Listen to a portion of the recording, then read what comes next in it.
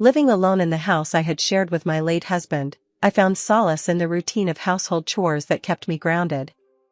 My name's Helen, a 65-year-old retiree who had recently hung up her office attire for the last time, looking forward to a well-deserved break after decades of the 9-to-5 grind.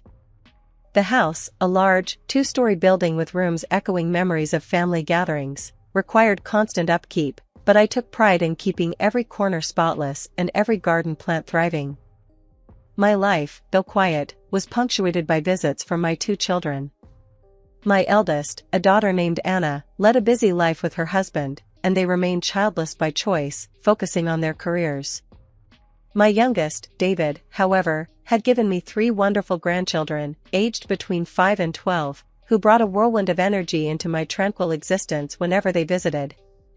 One crisp afternoon, as I was dusting the living room filled with photos of happier times, an unexpected knock startled me. I wasn't used to surprise visitors, especially since my circle had grown smaller over the years. Opening the door, I was met with the sight of David, his wife Carol, and their kids, their faces a mix of excitement and exhaustion. "David, what a surprise! Why didn't you give me a heads up?" I asked, my voice tinged with a mix of joy and dismay. David shrugged, a nonchalant gesture that didn't sit well with me. "Mom, you're my mother. I figured we could just pop by." His words stung more than I expected. The open-door policy I'd always maintained for family now felt like it was being taken for granted. My thoughts were soon drowned out by the chorus of "We're hungry, Grandma," from the grandkids, who were already making their way to the kitchen, a space where I'd spent countless hours preparing family meals. "Let's get you all something to eat then," I said, masking my feelings of disappointment with a smile. Turning to Carol, I added, "Could you lend a hand with dinner?" Carol, who had made herself comfortable on the living room sofa, barely glanced my way as she responded, "Oh, I don't think so. I'm here on a visit, after all." The air seemed to freeze around us. David, witnessing the exchange, chose silence, a decision that spoke volumes. Frustration boiled within me, but the eager faces of my grandchildren looking up at me cooled my rising temper. "All right, no worries. I'll handle it," I conceded, turning back to the kitchen, a battlefield where I was both general and foot soldier. That evening, as the sun dipped below the horizon, casting long shadows across the kitchen, I found myself embroiled in the laborious task of cooking dinner for 6. The process was both a physical and emotional drain, each chop and stir a reminder of the unexpected burden that had fallen upon me. Yet, the thought of my grandchildren's smiles propelled me forward, their well-being my top priority in the midst of this family upheaval. As we gathered around the dinner table, the fruits of my efforts laid out for all to see, the children's eyes sparkled with genuine gratitude. "This is awesome, Grandma." "Thank you," they chorused, their innocent enthusiasm a balm to my weary heart. Carol, however, remained unimpressed. As she picked at her food with a look of distaste, she finally let out a dismissive sigh. "Honestly, Helen, I've never understood how anyone likes your cooking," she remarked, her words sharp and cutting. The room fell silent, the children's joyful chatter coming to an abrupt halt. I glanced at David, hoping for some semblance of support, but he remained silent, his gaze fixed on his plate. The weight of the moment hung heavily in the air, a tangible reminder of the growing divide between us. Once the children were put to bed, their laughter and footsteps fading into the quiet of the night, I knew it was time to address the elephant in the room. "David, Carol, we need to talk about how long you're planning to stay," I began, my voice steady despite the turmoil churning inside me. David met my gaze, his expression one of resignation. "A few months, Mom. I lost my job, and we can't afford our own place right now," he admitted, the words heavy with a mixture of shame and defiance. The news struck me like a physical blow, the implications of their extended stay sending waves of panic through me. Yet, despite my own fears, my first instinct was to help. "I might be able to speak to my old boss. He's always looking for reliable people," I offered, clinging to the hope that I could alleviate some of our shared burden. David's response was immediate and sharp. "No, Mom. I'll find something on my own, he said, his pride evident in his terse reply. Then I turned to my daughter-in-law with a mute question. Carol's laughter cut through the tense atmosphere, her disdain palpable. Work? No way. I'll be staying home with the kids. It's enough of a job as it is, she declared, her words dripping with entitlement. The conversation left me reeling, the disparity in our perspectives clearer than ever. As I lay in bed that night, the house quiet around me, I couldn't help but feel trapped in a situation with no easy way out. My desire to support my family was clashing with the growing realization that my generosity was being exploited, and I was left wondering how I could possibly navigate the months ahead without losing myself in the process. Waking up to a house full of people had become my new normal. The once quiet mornings were now filled with the sounds of my grandchildren getting ready for the day, their laughter and chatter a stark contrast to the silence I had grown accustomed to in retirement. Yet, as much as I cherished these moments with them, the reality of my situation weighed heavily on me. The daily routine had become a relentless cycle of cooking, cleaning, and trying to maintain some semblance of order. Carol seemed oblivious to the chaos, her days spent scrolling through her phone or watching TV, while David disappeared each morning with a mumbled "looking for work," only to return in the evening, no more hopeful than the day before. One particularly taxing afternoon, as I was elbow-deep in dishwater after preparing lunch, I couldn't help but voice my frustration. "Carol, could you possibly help with the dishes? I've been on my feet all day," I asked, hoping for even a small gesture of assistance. Carol looked up from her phone, her expression one of mild annoyance. "Really, Helen? I'm sure you've got this. It's not like you have anything else to do," she replied, her voice dripping with disdain before turning her attention back to her screen. The dismissal stung, and for a moment, I stood there, the soapy water and the pile of dishes in front of me blurring into a symbol of my growing resentment. It was clear I was alone in my efforts to keep the household running smoothly. David's return that evening did little to lift the atmosphere. As we sat down to a quiet dinner, the tension was palpable. "David, have you had any luck with the job hunt?" I ventured, hoping for some positive news. He shook his head, his frustration mirrored in his tight expression. "Nothing yet, Mom. But I'll keep trying," he said, a note of defeat in his voice that tugged at my heartstrings, despite the day's trials. I sighed, the weight of their situation settling over me like a heavy blanket. "Well, what do you expect us to do, Helen? It's not like jobs are just falling out of the sky," Carol snapped, her patience clearly worn thin. I hurriedly turned the conversation to the children's need for stability and routine. "I understand it's tough, but we need to think about what's best for the kids. They need structure, especially with school starting soon," I replied, my concern for my grandchildren's well-being at the forefront of my mind. But it didn't seem to bother David and Carol much. It was well past midnight, and sleep eluded me once again. My thoughts were a whirlwind, spinning around the endless cycle of chores and the mounting tension between Carol and me. Deciding a glass of water might calm my restless mind, I quietly made my way down the hallway towards the kitchen. As I passed the living room, a faint murmur of voices stopped me in my tracks. David and Carol were up, their low conversation punctuating the stillness of the night. Curiosity piqued, I paused, straining to listen without making my presence known. "I'm telling you, Carol, we need to figure out a way to stay here permanently. Mom's got this big house all to herself, it's wasted on her." David's voice was a conspiratorial whisper, a tone I hardly recognized in my son. Carol's laugh, cold and calculating, sent shivers down my spine. "Oh, please, like she needs all the space. We're doing her a favor by staying. Plus, think of all the money we'll save."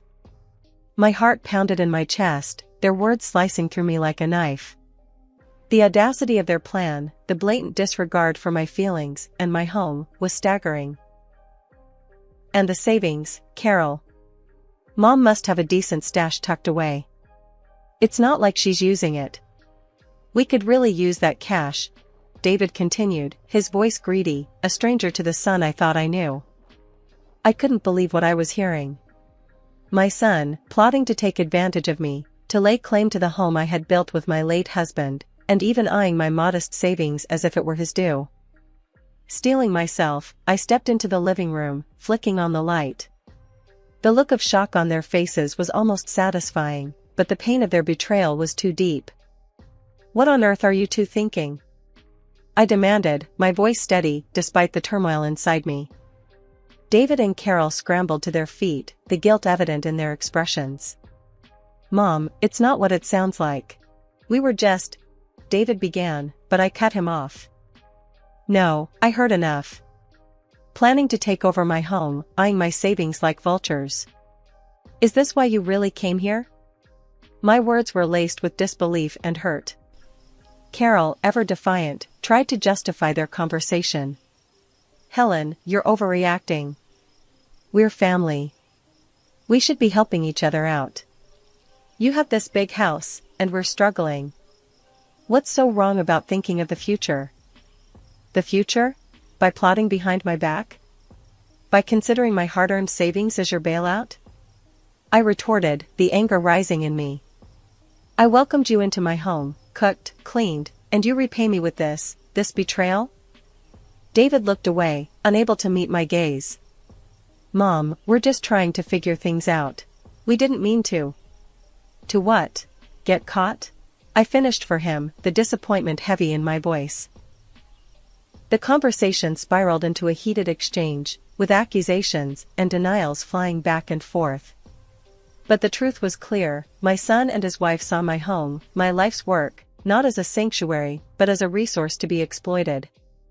Over a breakfast that no one seemed to have an appetite for, I broached the subject that had been on my mind since that fateful night.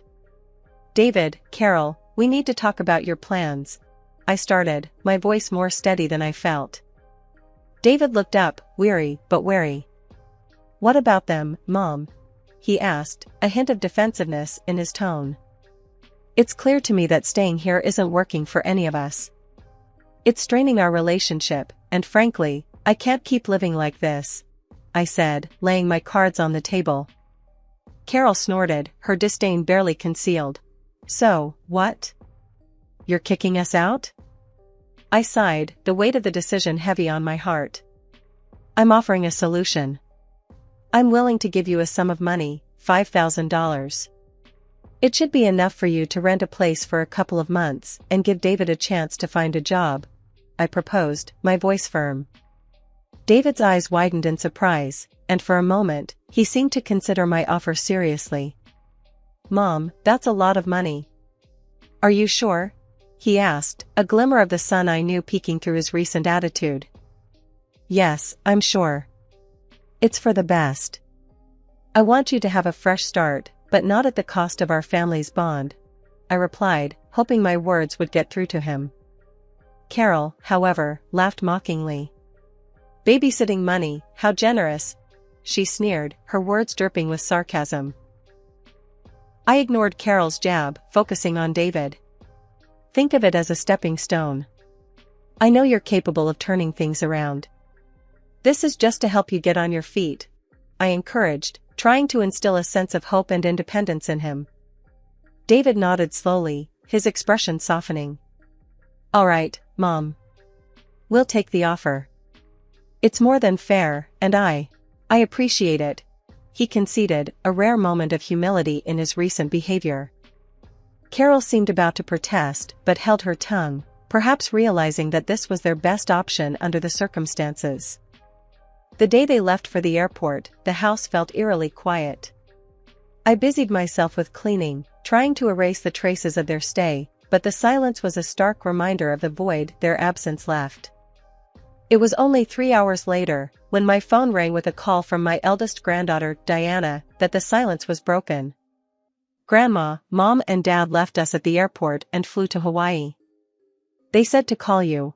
Her voice trembled, confusion and fear evident in her tone. My heart stopped.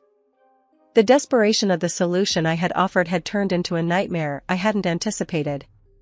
They had taken the money meant to rebuild their lives and abandoned their children to escape to the resort. As I rushed to the airport and called the police, a flurry of emotions engulfed me. Anger, disbelief, but above all, a fierce determination to protect my grandchildren from any further harm caused by their parents' selfish actions. The ride back home was filled with a heavy silence, punctuated only by their occasional sniffles. My heart ached for them, their confusion and sadness palpable in the cramped space of the taxi. Once we arrived home, I ushered them inside, settling them on the couch with blankets and hot cocoa, a small attempt to provide comfort in the midst of the chaos their parents had wrought. "Grandma, why did Mom and Dad leave us?" The question came from Lily, the youngest, her big eyes searching mine for an explanation I was struggling to formulate. I sighed, taking a moment to gather my thoughts, before responding. "Sometimes, adults make very bad decisions, sweetheart. But I want you to know, you're safe here with me. Always." My words felt inadequate, but the sincerity behind them seemed to offer a modicum of comfort. Jack, more perceptive of the trio, looked at me with a maturity beyond his years. "Are they coming back for us?" he asked, his voice steady, but his concern evident. I met his gaze, my resolve firming. "For now, let's focus on being together. We'll figure things out one step at a time," I replied, not wanting to burden them with the uncertainty of their parents' actions. The conversation shifted to lighter topics, an effort to distract them from their worries. We talked about school, their friends, and plans for the weekend, anything to bring back a semblance of normalcy. The next morning, I was determined to take action. I reached out to a family lawyer, explaining the situation and seeking advice on how to protect my grandchildren. The lawyer was sympathetic, offering guidance on the steps we could take to ensure their well-being. I also made a call to my daughter, Anna. Despite the early hour, she answered on the first ring, concern immediately evident in her voice. "Mom? What's wrong?" "Anna, it's about David and Carol, and the kids," I began, the story pouring out of me, the disbelief, the anger, and the fear for what lay ahead. Anna listened in stunned silence, her occasional gasps a testament to the shock she shared. "This is unbelievable. How could they do something like this?" Anna's voice was tight with anger. "Don't worry, Mom. I'll be there as soon as I can. We'll figure this out together." Her words were a balm to my frayed nerves, the promise of support a beacon of hope in the turmoil. "Thank you, darling. I don't know how we got here," I admitted, the weariness seeping into my bones. "We'll get through this, Mom. We're a family, and we stick together," Anna assured me, her determination echoing my own. The days that followed were a blur of phone calls, meetings with lawyers, and long conversations with Anna about the future. The children, despite the upheaval, began to settle into a routine, their resilience in the face of adversity a constant source of amazement and pride. The calm that had settled over the house with the children finding their routine was abruptly shattered 2 weeks later. The doorbell rang one sunny afternoon, an innocuous sound that now filled me with a sense of dread. I hesitated before opening the door, the memories of the last unexpected visit still fresh in my mind. There stood David and Carol, tanned and looking remarkably relaxed. "Mom, we're back," David exclaimed, stepping inside as if nothing had happened, Carol trailing behind him with a smug smile on her face. I stood there, stunned, unable to fully process their return or the casual manner in which they announced it. "Back? After what you've done?" My voice was a mix of disbelief and anger. David shrugged, a gesture that infuriated me even more. "Yeah, we needed a break. But we're here now. Where are the kids?" The audacity of his question, the expectation that everything would just go back to normal, pushed me to the edge. "You left your children at the airport, David. You abandoned them to go on a vacation." I couldn't keep the accusation out of my voice, nor did I want to. Carol rolled her eyes, dismissing my outrage. "Oh, please, Helen. They were fine. We knew you'd pick them up. What's the big deal?" "The big deal?" I echoed, my voice rising. "You neglected your responsibilities as parents. You left them scared and alone. That's the big deal." David seemed to sense the seriousness of the situation for the first time, his casual demeanor slipping. "Mom, we thought." "You thought wrong." I cut him off, my decision clear in my mind. "I can't let you just walk back into their lives as if nothing happened." Before they could respond, I made my way to the phone in the living room, dialing the number with a trembling hand. The police had been involved once, they would need to be involved again. "What are you doing?" Carol asked, her tone shifting from dismissive to alarmed. "I'm calling the police," I stated plainly, my finger pressing the call button. "You need to understand the seriousness of your actions." David tried to protest, his voice a mix of confusion and fear. "Mom, wait. Let's talk about this." "There's nothing to talk about. You've made your choices. Now, you need to face the consequences," I replied, the operator answering on the other end. As I explained the situation to the police, David and Carol exchanged panicked glances, finally realizing the gravity of their actions. They attempted to plead their case, to argue that they were the children's parents and had every right to take them back. But it was too late. The police arrived shortly, and the conversation that ensued was short and to the point. David and Carol were taken into custody for abandoning their children, their protests falling on deaf ears. After they were gone, I sat down, the adrenaline fading, leaving exhaustion in its wake. Anna arrived later that day, her support unwavering as we discussed what would come next. The children, when told of their parents' return and subsequent departure, were surprisingly stoic, a testament to their resilience and perhaps a reflection of their own understanding of their parents' failings. The final chapter of this tumultuous period in our lives began with a court ruling that was as harsh as it was justified. My son David and his wife Carol were stripped of their parental rights due to their blatant neglect and improper performance of their duties as parents. The judge didn't mince words, calling their act of leaving the kids at the airport not just irresponsible, but criminal. They now faced the very real possibility of serving time, a consequence of their actions that seemed to finally bring home the gravity of their neglect. As I sat in the courtroom, listening to the judge lay out the case against David and Carol, a part of me still couldn't believe it had come to this. My son, the boy I raised, facing a sentence for abandoning his own children. It was a bitter pill to swallow, but one that was necessary for the safety and well-being of my grandchildren. With David and Carol's parental rights terminated, the path was clear for Anna and her husband John to step in. They had been a constant source of support through this ordeal, and their willingness to adopt the children was a silver lining in an otherwise dark cloud. "Mom, it's official. We're starting the adoption process," Anna told me one evening, her voice a mixture of excitement and nervousness. I hope we're doing the right thing."